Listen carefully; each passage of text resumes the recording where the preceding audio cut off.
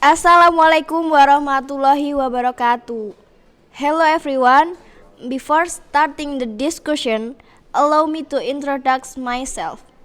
Perkenalkan, saya Diva dari SMA Muhipo. Dan kali ini kita akan membahas topik yang lagi simpang siur nih akhir-akhir ini. Apa sih? Yaitu kesehatan mental atau mental health. Sebelum kita ke topik, saya akan menjelaskan satu dalil untuk mengawali perbincangan kita pada hari ini. A'udzubillahi minasyaitonirrajim. Bismillahirrahmanirrahim. Innal insana khuliqa halu'a idza massahu syarru jazua wa idza massahul khairu manua. Sesungguhnya manusia diciptakan bersifat keluh kesah lagi kikir. Apabila ia ditimpa kesusahan, ia berkeluh kesah, dan apabila ia mendapat kebaikan harta, ia amat kikir. Quran Surah Al-Ma'arij ayat 19-21. Pandemi COVID-19 telah mengubah begitu banyak aspek dalam hidup kita. Untuk itu, wajar saja jika kamu merasa cemas. Hal yang terpenting adalah merasakan perasaanmu, memahami berbagai gejala gangguan kesehatan mental, dan mengetahui kemana saja kamu bisa mencari bantuan. Selain itu, kamu juga perlu mengetahui berbagai tips untuk menjaga kesehatan mental. Indonesia setiap periodenya mengalami peningkatan yang sangat tinggi dari sebelumnya. Menurut Riskesdas, riset kesehatan dasar, pada tahun 2018, gangguan kesehatan mental dan emosional sebanyak 9,8% ditinjau dari usia 15 tahun ke atas dari sampel populasi sebanyak 300.000 rumah tangga. Kenaikan jumlah tersebut disebabkan oleh banyak faktor seperti kurangnya pemahaman menjaga kesehatan mental, kejiwaan masih dianggap berbau mistis, bahkan dianggap sebagai perilaku yang lebay yang menjadikan individu lain menjadi tidak peduli.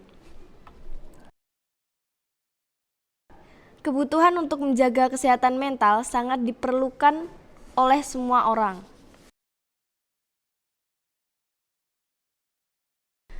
Sebelumnya, masalah kesehatan mental pasti ada sesuatu yang mempengaruhi.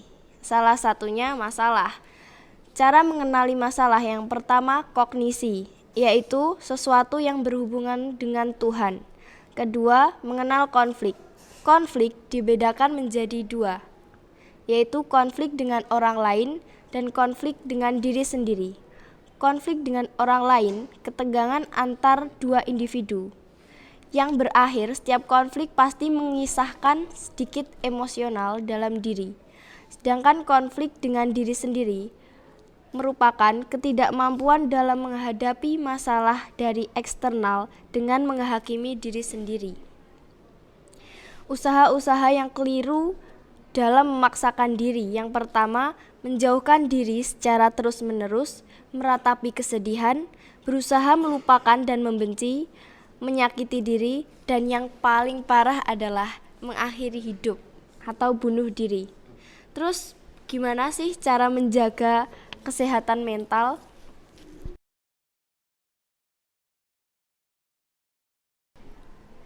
Kesehatan mental dapat terjaga dengan baik. Kunci utamanya ada dalam diri sendiri, sehingga diri sendiri juga mampu menjaga kesehatan mental sendiri.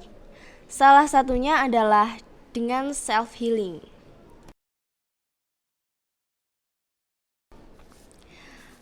Pastinya pernah dengarkan kata-kata self-healing, bahkan sudah tidak asing lagi di telinga kalian. Banyak anak muda yang memanfaatkan self-healing sebagai jalan untuk memecahkan suatu masalah. Yang padahal, jika mereka sudah kembali dari healing, masalah itu akan tetap ada. Itu sebenarnya bukan self-healing, teman-teman, tetapi itu adalah refreshing. Self healing di sini memiliki banyak keunggulan. Selain bisa dilakukan secara mandiri, juga memiliki konsistensi pengulangan untuk mendapatkan hasil yang maksimal dalam mempertahankan dan memelihara kesehatan mental. Self healing merupakan metode penyembuhan bukan dengan obat, melainkan menyembuhkan dengan mengeluarkan perasaan serta emosi yang terpendam di dalam tubuh.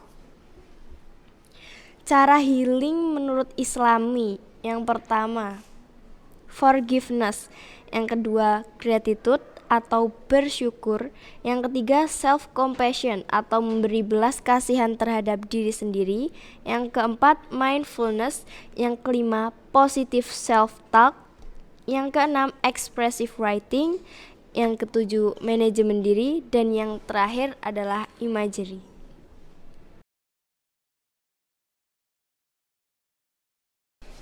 Oke, sebelum kita menutup perbincangan pada hari ini, saya akan membawakan satu dalil sebagai penutup. A'udzubillahi minasyaitonirrajim. Bismillahirrahmanirrahim. Wala nukallifu nafsan illa wusaha waladaina kitabun yang tiku bil haqqi wa hum la yudlamun. Dan kami tidak membebani seseorang melainkan menurut kesanggupannya.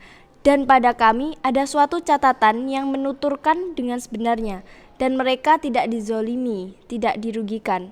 Quran Surah Al-Mu'minun ayat 62. Cukup sekian perbincangan kita pada kesempatan kali ini. Semoga kita bisa berbincang-bincang di lain waktu. Saya Diva Merliana pamit undur diri. Mohon maaf jika ada kesalahan kata. Nun wal kolami wa mayasturun fastabihul khairat. Wassalamualaikum warahmatullahi wabarakatuh.